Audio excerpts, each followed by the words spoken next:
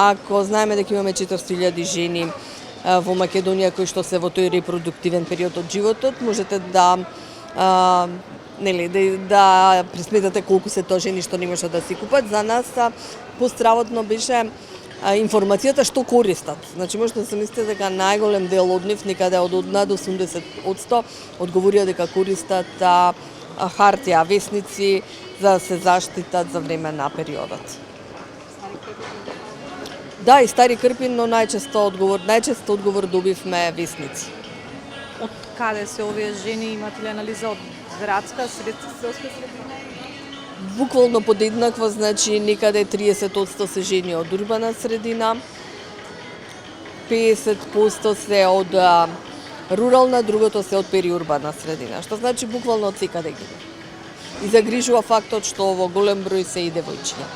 Значи нашиот проект има за цел да обезбеди до 2023 година сите девојчиња во Македонија кои што се вклучени во редовниот образовен процес да добиваат бесплатни хигиенски пакети во текот на месецот.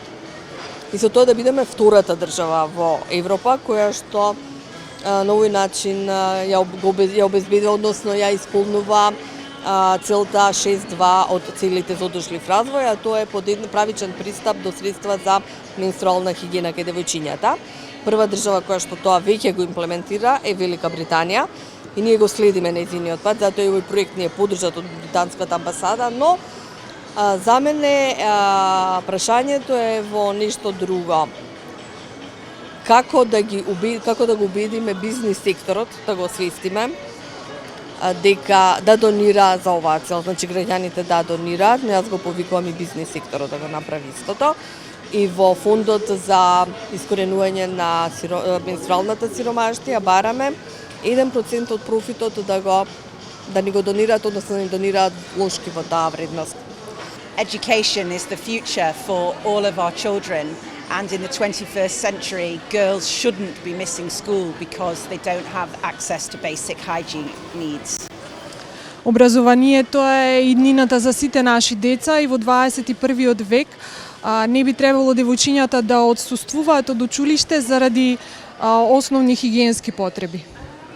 So I'm looking forward to supporting this project and working together to ensure that all children go to school with dignity.